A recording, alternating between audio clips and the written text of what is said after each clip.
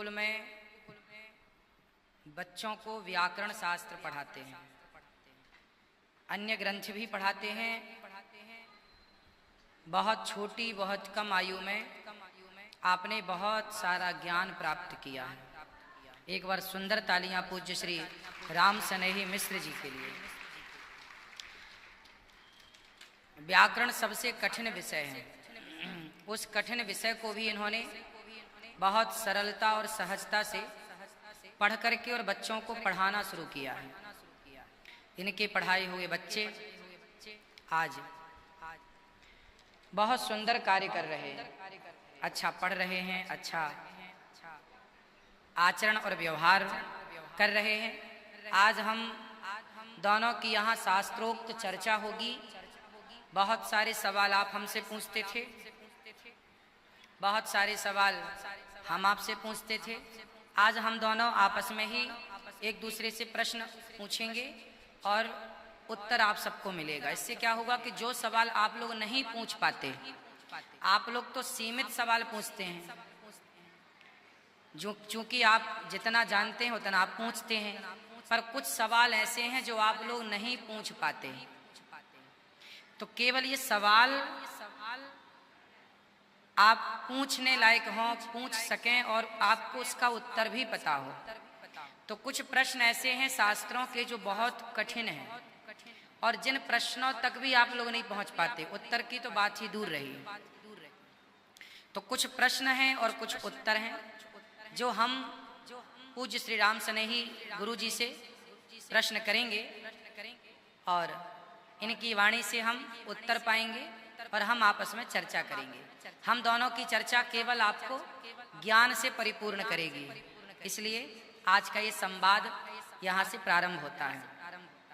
जैसा कि आप सब जानते हैं, संप्रदाय के बारे में तो आपने सुना ही होगा।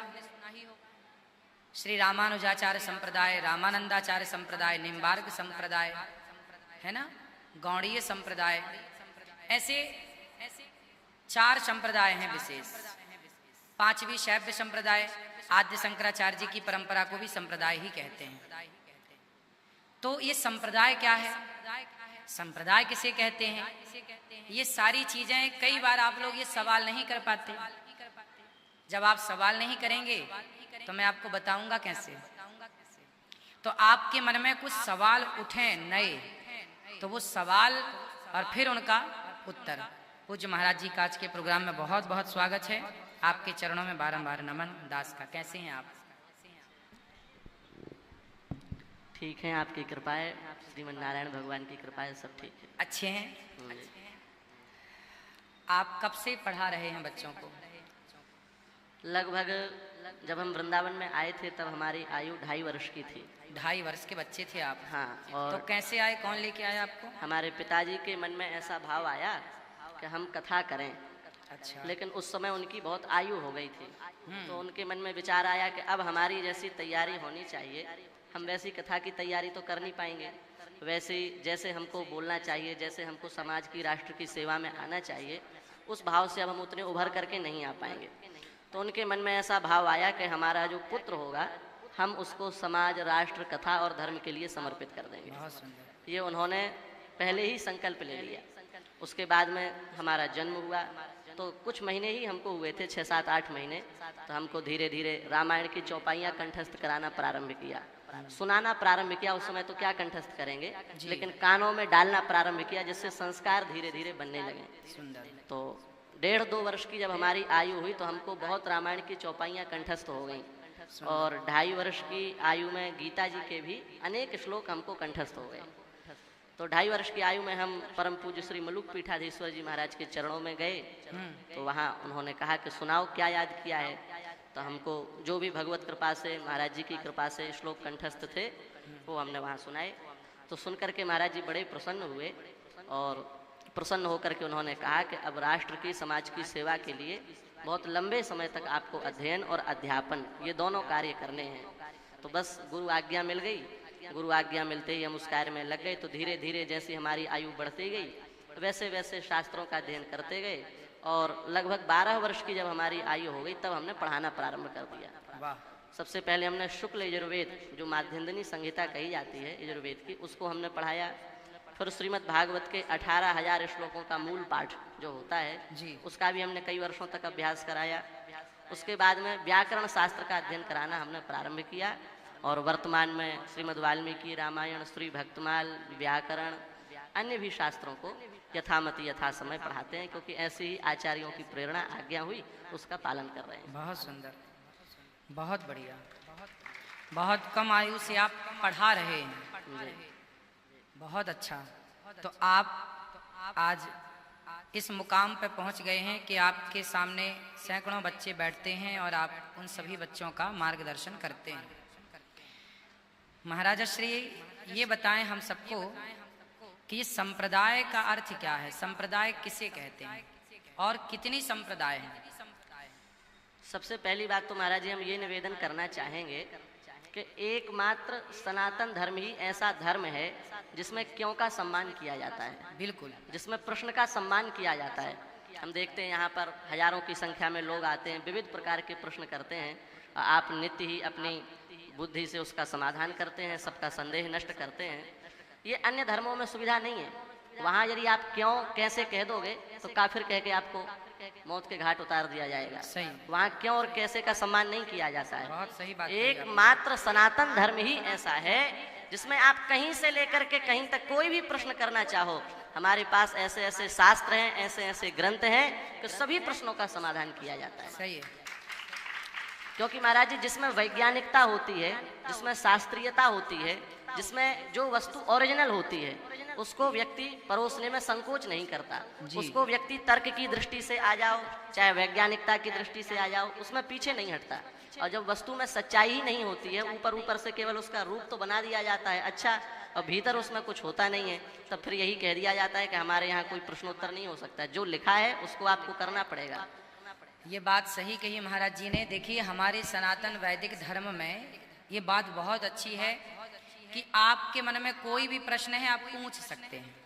और पूरी भागवत में राजा परीक्षित जी ने सुखदेव भगवान से प्रश्न ही तो किए,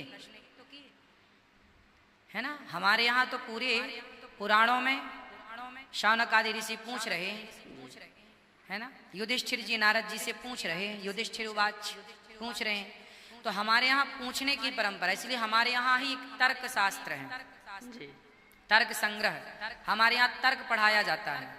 इसलिए हमारे गणेश जी चूहे पर सवारी करते हैं, क्योंकि गणेश जी बुद्धि है और चूहा तर्क का प्रतीक है। बुद्धि हमेशा तर्क पर ही सवार होती है, इसलिए गणेश जी चूहे पर सवार हैं। हमारे यहाँ तर्क है, आप प्रश्न कीजिए। इसलिए दास अनिरुद्ध रोज आप सबके प्रश्नों का उत्तर देने के लिए यहाँ बैठता है, जो बनता है उत्तर देते हैं। तो सर्वज्ञ कोई नहीं है संसार में एक ईश्वर के सिवा, एक भगवान के सिवा। तो हम सबको, जैसे आजकल क्या करते हैं, आपके बच्चे बहुत सारे प्रश्न करते हैं, माँ भगवान कहाँ, ये तुम क्या कर रही हो, दीपक क्यों जलाते हैं, ये घंटी क्यों बजाते हैं, ये आप आंख बंद करके किसका ध्यान कर रही हो, ये भगवान कौन है तो दिखते क्यों नहीं। छोटे छोटे बच्चे सवाल करते हैं और आप लोग कई बार उन्हें डांट के चुप रहे, क्या सवाल करता है। आप गलत करते हैं, उन्हें डांट के चुप कराते हैं। मत डांटो, उनके प्रश्न का उत्तर दो। यदि आपने उनके प्रश्न का उत्तर दिया तो उनका ज्ञान बढ़ना स्टार्ट हो जाएगा, और यदि आपने चुप करा दिया तो कल से उनके प्रश्न ही खड़े होने बंद हो जाएंगे। और यदि मस्तिष्क में प्रश्न नहीं है मस्तिष्क में, तो व्यक्ति बुद्धिमान हो ही नहीं सकता। बुद्धिमान जो होगा उसके मस्तिष्क में प्रश्न खड़े होंगे। प्रश्न खड़े वही कर सकता है जो बुद्धिमान है, बुद्धिहीन है तो वो कैसे खड़ा करेगा प्रश्न। इसलिए बच्चों की जो तर्क की क्षमता है उसे दबाइए ना, बढ़ने दीजिए। हमारे यहाँ तो महाराज जी कहा गया, यस तर्केणानुसंधत्ते सधर्मम वेद नेतरः। जो तर्क की कसौटी पर बिल्कुल खरा सिद्ध हो उसी को धर्म कहा गया है। बिल्कुल। जो किसी भी प्रकार से आप कितने भी तर्क कर लो, कितने भी पक्ष रख लो, लेकिन सभी तर्कों का और सभी पक्षों का आपको शास्त्रीय वैज्ञानिक सभी प्रकार से समाधान हमारे सनातन धर्म में प्राप्त होगा। जबकि महाराज जी अंधविश्वास की दृष्टि से यदि देखा जाए, केवल बात की दृष्टि से देखा जाए तो और धर्मों में भी है। वहाँ भी गले में त्रिशूल पहना जाता है, वहाँ भी कमर में कुछ बांधा जाता है, लेकिन वहाँ कोई प्रश्न नहीं कर सकता कि आप ये कमर में क्यों बांध रहे हैं, आप ये गले में क्या पहन रहे हैं लकड़ी का, अथवा आप अमुक दिशा की ओर बैठ करके अपना जो कुछ भी पूजा पाठ कर रहे हैं क्यों कर रहे हैं। वहाँ ये छूट नहीं है। लेकिन हमारे यहाँ कितने भी प्रश्न कर लो, किसी भी प्रकार से प्रश्न कर लो, सभी पुराणों की रचना प्रश्नों से ही हुई है। बिल्कुल। इसलिए यस तर्केणानुसंधत्ते सधर्मम वेद वेद नेतरः, जो किसी भी प्रकार तर्क करने पर भी कसौटी पर बिल्कुल खरा सिद्ध हो, उसी को हमारे यहाँ धर्म कहा गया है, वही धर्म है। इसलिए ऐसा नहीं कोई कह सकता कि भाई सनातन धर्म में तो सब अंधविश्वास की बातें हैं, यहाँ तो कोई वैज्ञानिकता ही नहीं है, यहाँ तो कोई प्रश्न ही नहीं है, आंख बंद करके मानते जाओ जो है, ऐसी बात नहीं है। सही है। हमारे यहाँ आंख बंद करके हर चीज मानने की नहीं कही जाती, पहले विचार करो, है ना, विचार करना है। तो स्वामी जी संप्रदाय किसे कहते हैं, संप्रदाय क्या है? साधारण दृष्टि से देखा जाए तो भगवान तक पहुंचने का एक ऐसा मार्ग, जिस मार्ग में यदि हम आंख बंद करके भी दौड़ लगाएं तो कहीं गिरे नहीं और कहीं फिसले नहीं, ऐसा जो सुगम राजमार्ग है, उस राजमार्ग को संप्रदाय कहा जाता है। इस साधारण दृष्टि से है। और शास्त्र की दृष्टि से यदि हम देखें तो सम्यक प्रकृष्टम दानम च मंत्रादेह श्रुति मूलकम, जो वेद के मंत्रों का सार है, उन वेद के मंत्रों के सार के आधार पर जिस दिव्य परंपरा का निर्माण हुआ है, उस परंपरा का नाम संप्रदाय है। क्योंकि क्या है कि व्यक्ति वेद को नहीं समझ सकता, आज व्यक्ति की आयु भी उतनी नहीं है और व्यक्ति की बुद्धि भी उतनी विकसित नहीं है। हमारे यहाँ तो ऋषि मुनियों की आयु भी बड़ी लंबी होती थी और उनकी मेधा भी बहुत तीव्र तीक्ष्ण होती थी। आज व्यक्ति की ऐसी समझ नहीं है। वेद के 3 कांड हैं, कर्म कांड, उपासना कांड, ज्ञान कांड।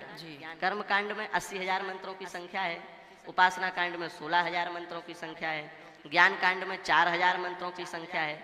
इस प्रकार से 1 लाख लक्ष्यात्मक वेद कहा गया है। अब इतने बड़े वेद को कौन समझेगा आज के समय में? तो हमारे जो आचार्य हुए, उन्होंने क्या किया कि हम सबके कल्याण के लिए उन्हीं वेदों का जो सार है, उन्हीं वेदों का जो तत्व है, उस तत्व को एक परंपरा का रूप दिया कि आप इस तत्व को इस परंपरा के रूप में समझ सकते हैं, इस परंपरा से जुड़ करके आप उस रहस्य को जान सकते हैं। तो वो जो दिव्य परंपरा है, उसी दिव्य पंथा परंपरा सरणी का नाम संप्रदाय है जी। ये शास्त्र की दृष्टि से संप्रदाय की परिभाषा है, जो वेदादि शास्त्रों के सार के परंपरा के अनुसार निर्धारित है, वही परंपरा संप्रदाय है।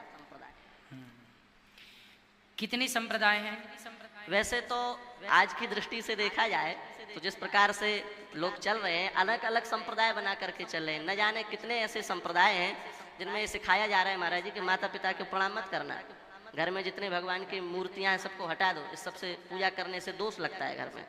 ऐसे ऐसे नए नए मत पंथ चल रहे हैं संप्रदाय के नाम पर। लेकिन जो शास्त्रीय परंपरा है उसमें मुख्य रूप से वैदिक संप्रदाय 4 संप्रदाय हैं, श्री संप्रदाय, ब्रह्म संप्रदाय, रुद्र संप्रदाय और सनक संप्रदाय। ये 4 संप्रदाय जो हैं ये वैदिक हैं और वेद की परंपरा से सिद्ध संप्रदाय हैं। और श्री संप्रदाय के अंतर्गत ही श्री रामानंद एवं श्री रामानुज दोनों संप्रदाय हैं। क्योंकि श्री शब्द का अर्थ होता है प्रसंग के अनुसार।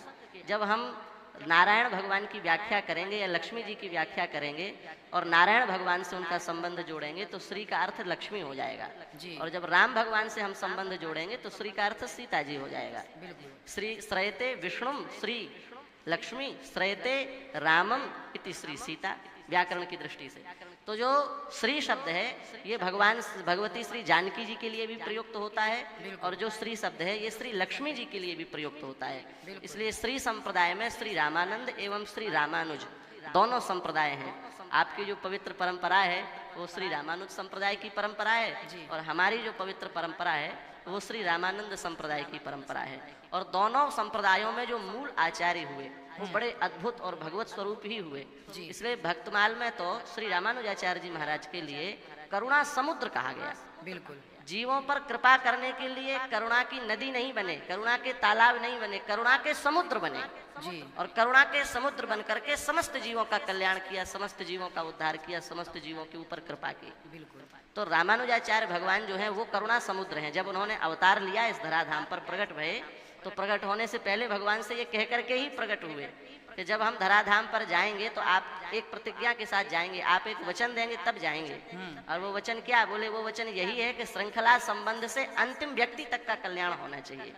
हमसे कोई व्यक्ति जुड़ा हो, उससे कोई जुड़ा हो, उससे कोई जुड़ा हो, उससे कोई जुड़ा हो, इस प्रकार से श्रृंखला संबंध से बढ़ते जाइए। और उसमें जो अंतिम व्यक्ति है, अंतिम पायदान पर खड़ा व्यक्ति है, उसकी भी यदि कल्याण करने की आप गारंटी लेते हैं तो फिर हम मृत्यु लोक में जाएंगे, नहीं तो नहीं जाएंगे। तो भगवान ने वचन दिया है कि जो भी इस पवित्र श्री रामानुज परंपरा में आएंगे और श्रृंखला संबंध से वो अंतिम स्थान तक भी खड़े होंगे तो उनको भी मरने के बाद मेरे दिव्य धाम की प्राप्ति होगी, उनको संसार में मृत्यु लोक में और ये नरक के चक्कर में नहीं पड़ना पड़ेगा जी। तो ये जो श्री रामानुज संप्रदाय के आचार्य चरण, ये उनकी उदारता है। जब उनको मंत्र मिला तो गुरुजी ने उनके मना किया कि इसको किसी को सुनाना नहीं है, क्योंकि मंत्र शब्द का अर्थ ही होता है मत्री गुप्त परिभाषण धातु से मंत्र शब्द बनता है। जो जितना गुप्त हो वह उतना ही फलीभूत होता है, बिल्कुल। तो मंत्र गुप्त रखना चाहिए। लेकिन जब यह मंत्र श्री रामानुजाचार्य स्वामी जी तक आया तो उन्होंने विचार किया कि ऐसे दिव्य मंत्र के होते हुए ये संसारी प्राणी क्यों दुखी हैं, ये संसारी प्राणी क्यों संसार में भटक रहे हैं, इनका तो कल्याण होना चाहिए। तो अपने गुरुदेव की आज्ञा का खंडन करके और जीवों पर दया करने के लिए स्वामी जी महाराज ने खुले मंत्र का उच्चारण किया और जितने लोगों ने मंत्र सुना उनको तत्काल ब्रह्म संबंध हो गया, तत्काल उनको भगवत प्राप्ति हो गई, तत्काल उनको ब्रह्म साक्षात्कार हो गया। तो ये उनकी करुणा है, बिल्कुल। और ऐसे ही श्री रामानंदाचार्य भगवान प्रत्येक प्राणी के ऊपर कृपा की। स्वामी जी का सिद्धांत सर्वे प्रपत्तेर अधिकारिणः सदा, जीव मात्र शरणागति का अधिकार है। किसी प्रकार इसमें भेदभाव नहीं है, किसी प्रकार इसमें किसी प्रकार का कोई भ्रम नहीं है, जीव मात्र को भगवत प्राप्ति का अधिकार है। और स्वामी जी के संबंध में तो घटना आती है महाराज जी कि स्वामी जी तपस्या कर रहे थे अपने मठ में बैठ करके, तो कलयुग आया। कलयुग ने विचार किया कि यदि ये रहेंगे तो हमारा तो बोलबाला सब खत्म हो जाएगा, हमें कौन पूछेगा, और हमारा अधिकार रहना चाहिए क्योंकि हमारा युग चल रहा है, हमारा शासन तो बरकरार रहना चाहिए। तो कलयुग ने विचार किया कि स्वामी जी की कुटिया में कहीं से प्रवेश किया जाए, जिससे इनको हम भ्रष्ट कर सकें और अपना आधिपत्य कर सकें। तो 3 दिन तक महाराज वो घूमता रहा, लेकिन वो कुटिया में प्रवेश नहीं कर पाया, क्योंकि कलयुग तभी प्रवेश करता है जब कोई अपवित्रता होती है, हम कोई अधर्म आचरण करते हैं, हम कोई पाप आचरण करते हैं, तभी कलयुग आता है। और स्वामी जी तो भगवत स्वरूप, वहाँ कहाँ दोष बनने की संभावना ही नहीं है। तो महाराज कलयुग 3 दिन तक प्रवेश नहीं पा सका, अंत में चरणों में आकर के गिरा। तो स्वामी जी ने कहा कि देखो तुम हमारे शिष्य हो गए। बोले महाराज दीक्षा दे दो, तो बोले हाँ हम तुमको शिष्य बना लेते हैं, पर तुमसे गुरु दक्षिणा में ये मांगेंगे कि जितने भी कंठी धारण किए होंगे और जितने भी तिलक लगाए होंगे उनके ऊपर तुम्हारा किसी भी प्रकार का कोई प्रभाव नहीं पड़ना चाहिए, ये तुम हमको गुरु दक्षिणा दे दो और दीक्षा ले लो। तो स्वामी जी महाराज कितने कृपालु हैं, जीव मात्र के ऊपर जो तिलक लगा रहे हैं, जो कंठी धारण कर रहे हैं, जो भगवान की कथा सुन रहे हैं, उन पर कलयुग के लिए मना कर दिया कि इन पर अपना अधिकार मत करना। बिल्कुल। तो ये जो आचार्यों की उदारता है, श्री रामानंद संप्रदाय और श्री रामानुज संप्रदाय, ये दोनों संप्रदाय श्री संप्रदाय के अंतर्गत आते हैं। और हम लोगों का जो सिद्धांत है दोनों संप्रदायों का, वो विशिष्टाद्वैत सिद्धांत है जी। और दूसरा संप्रदाय है ब्रह्म संप्रदाय, जिसके प्रवर्तक आचार्य श्री मध्वाचार्य जी हुए, जिनका पवित्र जो सिद्धांत है वो द्वैत सिद्धांत है। और तीसरा जो संप्रदाय है रुद्र संप्रदाय, उसके प्रवर्तक श्री विष्णु स्वामी जी हुए, जिनका दिव्य सिद्धांत शुद्धाद्वैत है। और चौथे श्री सनक संप्रदाय, जिसके प्रवर्तक आचार्य श्री निम्बारकाचार्य भगवान हुए, और श्री निम्बारकाचार्य भगवान का द्वैताद्वैत जो है वो तो प्रसिद्ध ही है। तो ये जो चारों संप्रदाय हैं ये ऐसा नहीं है कि महाराज कलयुग में बना दिए गए हैं। और ये शंकराचार्य भगवान की जो संप्रदाय है उसे किस नाम से जाना जाता है? अद्वैत परंपरा है। ये सब संप्रदाय वैदिक संप्रदाय हैं। जो पवित्र श्री रामानंद संप्रदाय है वो भगवान श्री राम, उनसे फिर सीता जी, उनसे हनुमान जी, हनुमान जी ने वो दिव्य मंत्र श्री ब्रह्मा जी को दिया, ब्रह्मा जी से वो मंत्र वशिष्ठ जी तक आया, वशिष्ठ जी ने पाराशर जी को दिया, पाराशर जी ने व्यास जी को दिया, व्यास जी ने सुखदेव जी को दिया, वही मंत्र श्री राघवानंदाचार्य भगवान तक आया, और फिर श्री राघवानंदाचार्य जी से वो मंत्र श्री रामानंदाचार्य जी तक आया, और फिर श्री रामानंदाचार्य भगवान ने जीव मात्र को उस मंत्र का अधिकारी बनाया।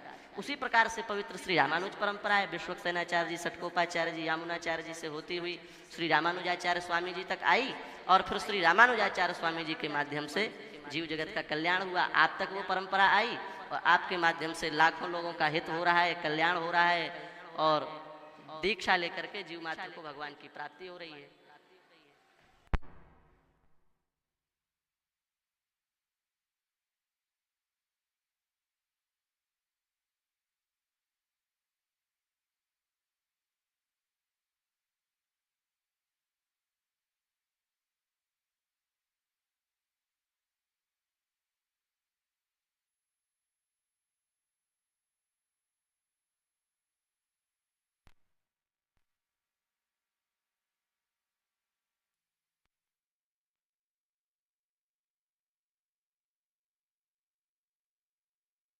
श्याम जी। तो ये पवित्र श्री संप्रदाय, रुद्र संप्रदाय, ब्रह्म संप्रदाय और सनक संप्रदाय, ये 4 संप्रदाय हैं और सभी का एक ही लक्ष्य है कि जीव भगवान से जुड़े। बिल्कुल। शंकराचार्य जी की जो पवित्र परंपरा है वो अद्वैत परंपरा है। कई बार लोग शंकराचार्य जी की परंपरा का और उनके सिद्धांत का गलत अर्थ लगा लेते हैं। अब वो ये समझते हैं कि शंकराचार्य जी तो भगवान को मानते ही नहीं थे।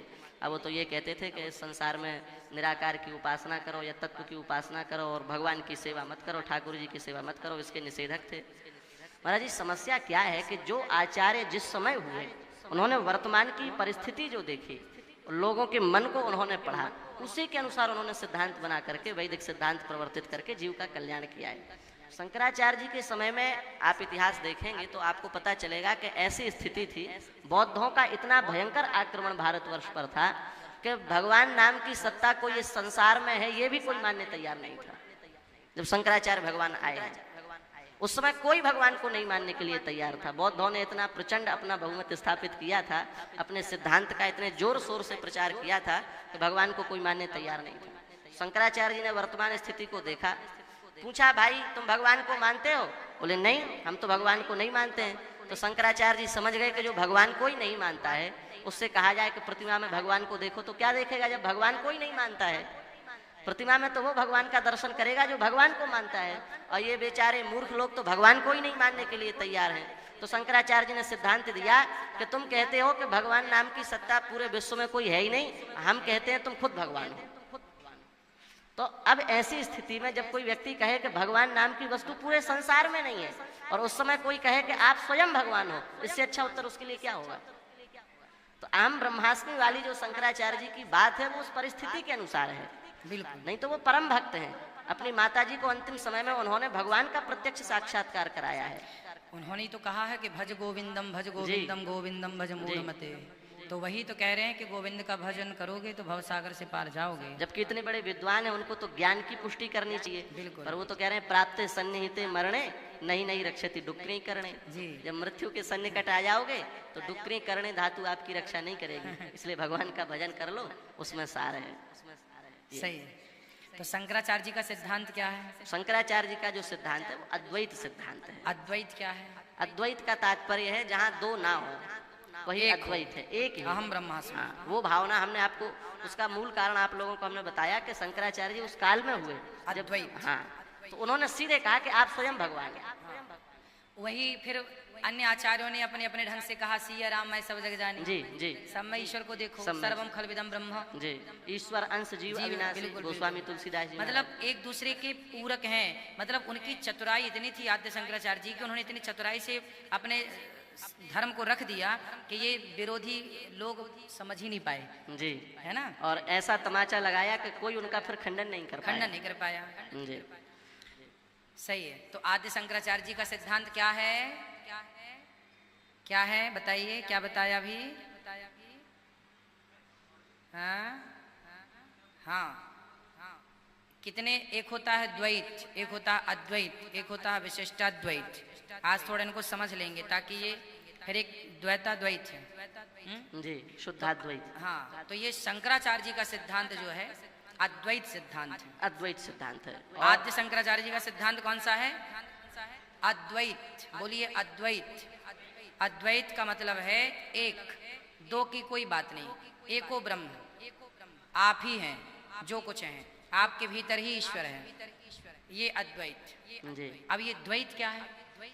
ये द्वैत जो है वो मध्वाचार्य जी का सिद्धांत है। और द्वैत का तात्पर्य है दो। दो का होना द्वैत है और दो का ना होना अद्वैत है, और दो से विशिष्ट का होना विशिष्टाद्वैत है। हमारा और आपकी पवित्र परंपरा का जो सिद्धांत है वो विशिष्टाद्वैत ही है। हम लोगों की धारणा ये है, हम लोगों के सिद्धांत में ये बात है कि दो से जो विशिष्ट है वो ईश्वर है। और दो कौन है?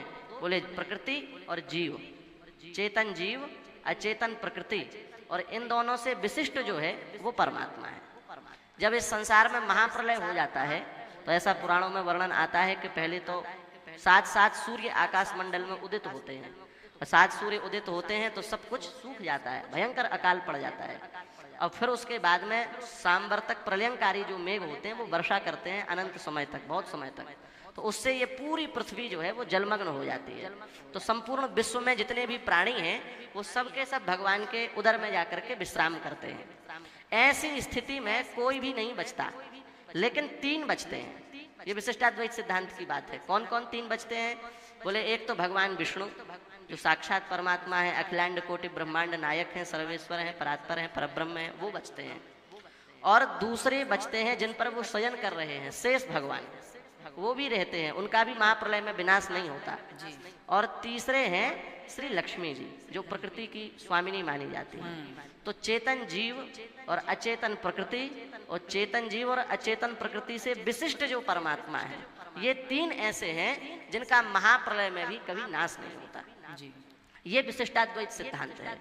और यही श्री रामानंद संप्रदाय का भी यही सिद्धांत है। उसमें ईश्वर की सिद्धि बदल जाती है, वहाँ विष्णु भगवान, यहाँ परात्पर परब्रह्म श्री राम जी आ जाते हैं, पर सिद्धांत जो मूल में है वो विशिष्टाद्वैत सिद्धांत ही है। और विशिष्टाद्वैत सिद्धांत की पुष्टि श्रीमद् भागवत से भी होती है। जब भगवान बहुत छोटे से हैं और पूतना जी आई हैं, पूतना मौसी जी भगवान को स्तनपान कराने, तो लिखा है भगवान ने नेत्र बंद कर लिए। तो वहाँ भगवान के लिए एक शब्द प्रयोग किया गया है, चराचरात्मा। चराचरात्मा स निमीलिते क्षणः।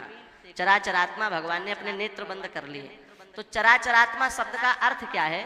तो वहाँ विद्वानों ने यही अर्थ किया है। चर माने चेतन जीव, और अचर माने अचेतन जो प्रकृति, और चर और अचर दोनों की जो आत्मा, अर्थात चित और अचित से विशिष्ट जो परमात्मा, यही चराचरात्मा है। यही विशिष्टाद्वैत सिद्धांत है। तो विशिष्टाद्वैत सिद्धांत जो है इसकी पुष्टि तो शास्त्र से है। बिल्कुल। तो अद्वैत परंपरा भी शास्त्रीय है, विशिष्टाद्वैत परंपरा भी शास्त्रीय है, द्वैत परंपरा भी शास्त्रीय है।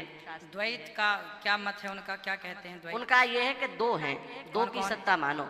एक तो ईश्वर है और एक जीव है। इनकी मानो, जीव ईश्वर का भजन करेगा तो ईश्वर को प्राप्त कर लेगा। ये और द्वैताद्वैत में यह है कि द्वैत है भी और नहीं भी है। संसार की दृष्टि से देखोगे तो द्वैत दिखेगा, और पूरे संसार में भगवान का अनुभव कर लोगे तो फिर अद्वैत है, फिर तो 2 है ही नहीं, फिर तो सब जगह परमात्मा है। संसार में यदि हम संसार की दृष्टि से देखें कि ये अमुक है, ये तमुक है, ये ऐसा है, ये वैसा है, तो ऐसे में तो हम संसार में फंस जाएंगे। तो इसलिए कहा कि भाई अद्वैत है, दूसरा है ही नहीं, तो तुम्हारी दृष्टि फिर कहीं जाएगी नहीं। लेकिन यदि आपको ये अनुभव होने लगा है कि सिय राम में सब जग जानी, जड़ चेतन जग जीव जत सकल राममय जान, सब जगह भगवान है, भगवान के अतिरिक्त और कोई है ही नहीं। अहमेवा समेवाग्रे नान्यद यद सद सत्परम, चतुश्लोकी भागवत में भगवान कह रहे हैं। तो यदि ये बात समझ में आ जाएगी कि सब जगह परमात्मा है, तो हरिरेव जगत जगदेव हरि, हरि तो जगतो नहीं भिन्न तनु। जब हरि ही जगत है, जगत ही हरि है, तो अद्वैत है। बिल्कुल। तो संसार की दृष्टि से जो है वो अद्वैत है, और परमात्मा की दृष्टि से जो है वो द्वैत है। इस प्रकार से उनका जो है वो सिद्धांत है, और उसका लक्ष्य यही है कि हम भगवान से जुड़ें, क्योंकि वेदांत की दृष्टि से परमात्मा इस जगत के अभिन्न निमित्तोपादान कारण कहे जाते हैं। एक तो होता है बनाने वाला, जैसे घड़ा बनता है तो घड़ा 2 वस्तुओं से बनता है, एक तो कुम्हार और एक मिट्टी, 2 से ही तो बनता है। कुम्हार का काम क्या है? घड़ा बना करके अलग हो जाता है, और मिट्टी का काम क्या है? घड़े के साथ ही लग जाती है, वो अलग नहीं हो सकती। मिट्टी से घड़े को अलग करोगे तो घड़ा समाप्त हो जाएगा। ऐसे ही हम वस्त्र का उदाहरण ले लें तो ये भी 2 वस्तुओं से बना है, दर्जी से और तंतु से। तो दर्जी तो वस्त्र बना करके अलग हो जाता है, लेकिन धागा उसी के साथ लग जाता है। तो इसको हमारे यहाँ एक निमित्त कारण होता है, एक उपादान कारण होता है। जो बना करके एक तरफ हो जाए वो निमित्त कारण है, और जो बना करके उसी में मिल जाए वो उपादान कारण है। लेकिन भगवान ऐसे कारण हैं इस जगत के कि वो निमित्त भी हैं, उपादान भी हैं। इस संसार को बनाते भी भगवान हैं और बनते भी भगवान हैं। कैसे? ये संसार 5 तत्वों से ही तो बना है। क्षिति जल पावक गगन समीरा, पंचरचित अति अधम शरीरा। आकाश तत्व, पृथ्वी तत्व, वायु तत्व, जल तत्व और अग्नि तत्व, 5 तत्वों से ये संसार बना है। तो आकाश तत्व भगवान का ही स्वरूप तो है। आकाश के विषय में यजुर्वेद के माध्यान्दिनी संहिता के 40वें अध्याय के अंतिम मंत्र में कहा है खम ब्रह्म। खम ब्रह्म, खम माने आकाश। क्या है? बोले ब्रह्म का स्वरूप है। तो आकाश के रूप में कौन है? परमात्मा है। बिल्कुल। वायु तो परमात्मा है ही, क्योंकि वायु के बिना तो जीवन ही नहीं है, तो उसको तो परमात्मा का स्वरूप मानना ही पड़ेगा। अग्नि भी परमात्मा है। भगवान ने गीता में कहा अहम वैश्वानरो भूत्वा प्राणी नाम देह माश्रिता प्राणापान समायुक्ता पचाम्यन्नम चतुर्विधम। अग्नि को भी भगवान अपना स्वरूप कह रहे हैं। तो इस प्रकार से 5 तत्व कहीं ना कहीं भगवान के ही स्वरूप हैं, और पंच तत्वों के स्वरूप में हम लोग हैं। तो संसार को बनाने वाले भी भगवान हुए और संसार के रूप में बनने वाले भी भगवान हुए। तो इसलिए भगवान एकमात्र ऐसे कारण हैं इस जगत के जो उपादान कारण भी हैं और निमित्त कारण भी हैं, दोनों कारण भगवान हैं। जैसे मकड़ी जी जाल को पैदा करती है, हाँ। स्वयं उसमें खेलती है, स्वयं उसे निकल जाती है, जी ऐसे ही है मकड़ी की तरह है। संसार को ईश्वर ने खुद ने रचा है, खुद ही रमण कर रहे हैं। मकड़ी अपना जाल खुद बनाती है, खुद ही उसमें खेलती है। तो खुद भगवान संसार को बनाते हैं, खुद ही उसमें आनंद लेते हैं और खुद ही फिर उसको अपने अंदर समाहित कर लेते हैं प्रलय काल में। जी सुंदर। महाराज जी, भगवान के अवतार कितने प्रकार के हैं?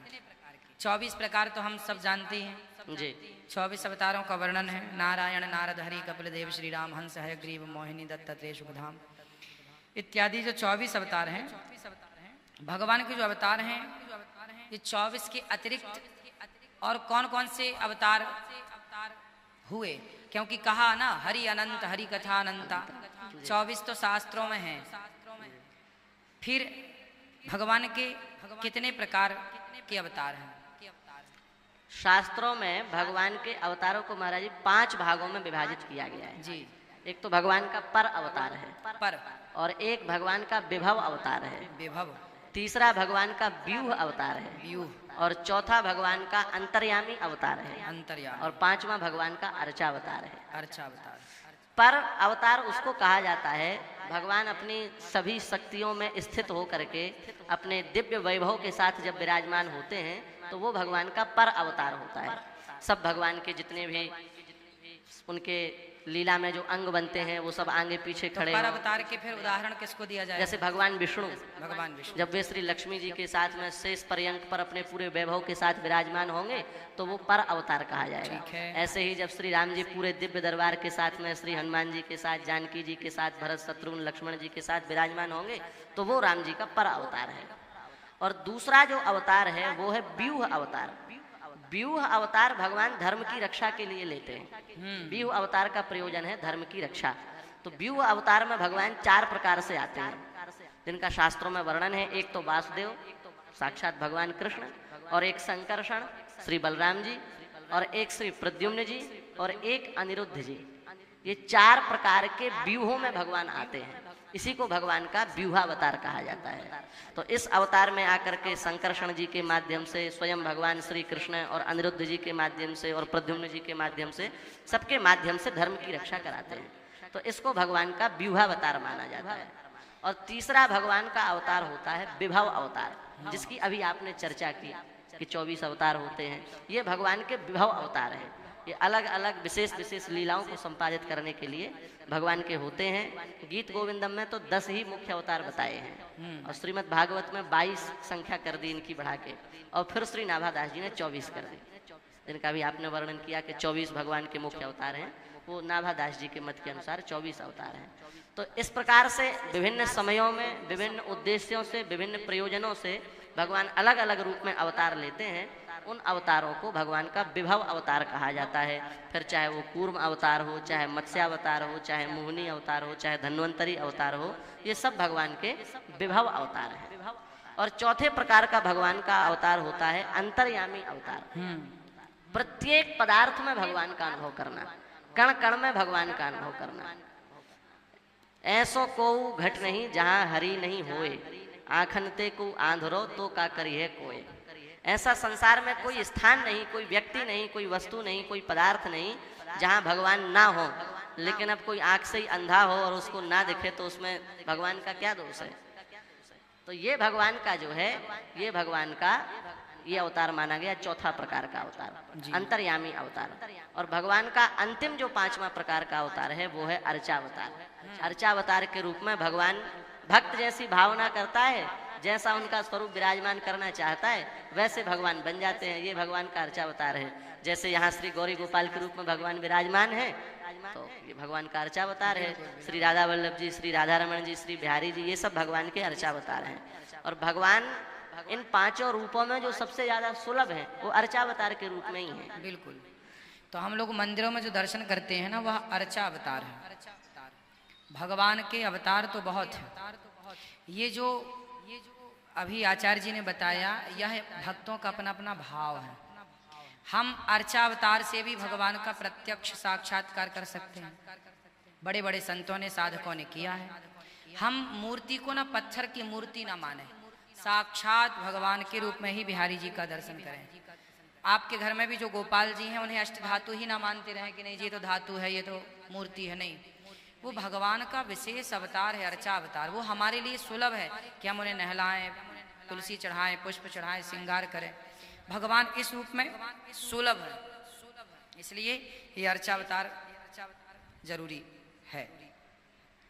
स्वामी जी, सबसे प्राचीन धर्म कौन है? कुछ लोग मुस्लिम तो कहेंगे कि हम ही सबसे पहले आए, हिंदू कहते हैं हम ही सबसे पहले आए, यहूदी कहते हैं हम ही सबसे पहले आए, और अन्य मजहबी, अन्य पंथों में अन्य लोग कहेंगे हम सबसे पहले। सब लोग, सबको खड़ा कर दिया जाए तो सब अपना दावा करेंगे कि जी हम पहले, हम पहले, हम बड़े हैं, हम सबसे पहले आए। कैसे सिद्ध किया जाए कि कौन पहले आया, कौन सा धर्म श्रेष्ठ है, कैसे सिद्ध किया जाए? इसमें तो इतिहास ही प्रमाण है, क्योंकि इतिहास को तो सब मानते हैं, आधुनिक लोग भी इतिहास को मानते हैं। भले वो हमारे पुराण के इतिहास को ना माने, शास्त्र के इतिहास को ना माने, पर वो उनका जो लिखा हुआ इतिहास है उसको तो मानते ही हैं। जबकि महाराज जी उन्होंने क्या किया है कि पूरे इतिहास को 2500, 3000, 4000 वर्ष में समेट के रख दिया है। किसने?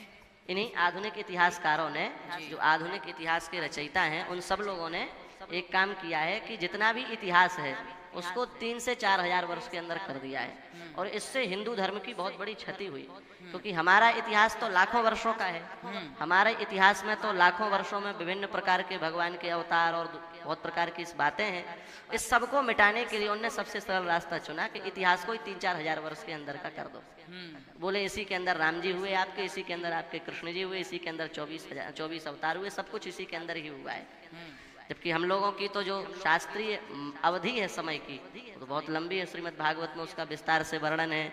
चतुर्युगी, सतयुग, त्रेता, द्वापर, कलयुग, एक चतुर्युगी, फिर 71 चतुर्युगी का एक मनवंतर, फिर उसका ब्रह्मा जी का एक दिन, फिर उतनी ही बड़ी रात, फिर ऐसे ब्रह्मा जी के 100 साल, तब जा करके। तो हमारे यहाँ तो इतनी बड़ी काल अवधि है और वो कुछ नहीं मानते, वो तो सब कुछ 3-4 हजार वर्ष के अंदर समेटे बैठे हैं। तो इसमें उन्होंने अपने अपने धर्म के अनुसार, कोई 1500 वर्ष पहले आया, कोई 2000 वर्ष पहले आया, कोई 2500 वर्ष। यहूदी धर्म जो है वो बहुत प्राचीन धर्म है, लेकिन उसकी भी सत्ता 2500-3 हजार वर्ष से पुरानी सिद्ध नहीं होती। भगवान ने गीता में अर्जुन से एक जगह कहा है, सनातनस्त्वम पुरुषो मतो में, और ये बहुत गंभीर पंक्ति है, सनातनस्त्वम पुरुषो मतो में। भगवान अर्जुन से कह रहे हैं कि हे अर्जुन, तुम सनातनी हो। बिल्कुल। और अर्जुन क्या है? नर है। इसका मतलब प्रत्येक नर कहीं ना कहीं सनातनी है। बिल्कुल। और भगवान अपने लिए कह रहे हैं हम भी सनातनी हैं। भगवान अपने लिए भी कह रहे हैं कि हम सनातनी हैं। इसका मतलब ये हुआ कि ये सृष्टि भगवान से बाहर तो है नहीं, सब कुछ भगवान में ही समाया हुआ है। और जब भगवान अपने आप को कह रहे हैं कि मैं सनातन हूँ, मैं सनातनी हूँ, तो इसका मतलब ये हुआ कि चींटी से लेकर के हाथी तक जितने हैं सब सनातनी हैं। भले वो अपना अलग अलग धर्म माने, मत माने, पंथ माने, मजहब माने, लेकिन शास्त्रीय दृष्टि और वैज्ञानिक दृष्टि से सब सनातनी है। और दूसरी बात ये भी है कि कई बार विदेशी मिशनरियों द्वारा पादरी भेजे जाते हैं कि आप भारत में जाइए और हमारे धर्म को बढ़ाइए, और वो आ करके यहाँ के लोगों का धर्म परिवर्तन करते हैं। एक तो धर्म परिवर्तन होता है कि भाई तुम अपनी बात को सिद्ध करो, उसके बाद धर्म परिवर्तन करा दो। तुम अपने धर्म से अपने धर्म को सबसे श्रेष्ठ सिद्ध कर दो और धर्म परिवर्तन करा दो। ऐसा नहीं करते वो लोग धन दे करके, लालच दे करके, उनके बच्चों को स्कूल में भेज करके, ऐसे करके धर्म परिवर्तन कराते हैं, क्योंकि वो जानते हैं कि तर्क की दृष्टि से तो हम सनातन से कभी अच्छे हो ही नहीं सकते, तो हम क्या करें, तो वो दूसरी दृष्टि से धर्म परिवर्तन कराते हैं। तो ऐसे ही वो आते हैं और धर्म परिवर्तन कराते हैं। लेकिन कई बार ऐसा होता है महाराज जी, ऐसे कई उदाहरण हैं, हम नाम नहीं लेंगे खुल करके, वो धर्म परिवर्तन कराने के लिए आए और उनको गीता हाथ लग गई, और जब गीता हाथ लग गई तो धर्म परिवर्तन कराने की जगह वो खुद हिंदू बन गए। बिल्कुल। और हिंदू नहीं बने, वो हिंदू बन करके घर में गए और घर में जाकर के उन लोगों से कहा या तो तुम सभी भी हिंदू बन जाओ, नहीं तो हम सबको छोड़ देंगे। तो उन्होंने कहा कि नहीं भाई, हमारा धर्म कोई कमजोर थोड़े, हम क्यों हिंदू बने। तो बोले किसी पादरी को हमारे सामने बैठा लो, और वो यदि हिंदू धर्म से श्रेष्ठ इस धर्म को सिद्ध कर सके तो हम बनने तैयार हैं, हम तो हैं ही, बनेंगे क्या। तो बड़े बड़े बुलाया गया, उनमें जो बड़े बड़े विद्वान होते हैं उनको बुलाया गया, और उनको बुला करके जब देखा गया तो वो 10 मिनट भी गीता जी के सामने नहीं टिक पाए। सबने घुटने टेक दिए और वो पूरा का पूरा परिवार सनातनी हो गया, अभी भी हिमाचल में रह रहा है। बिल्कुल। तो कहने का मतलब ये है कि कहीं ना कहीं सब सनातनी है, अब बस इतना है जिसको जब याद आ जाता है तो वो इधर आ जाता है, बाकी सनातनी तो सब है ही, इसमें कोई संदेह नहीं है। सही है। सारी सृष्टि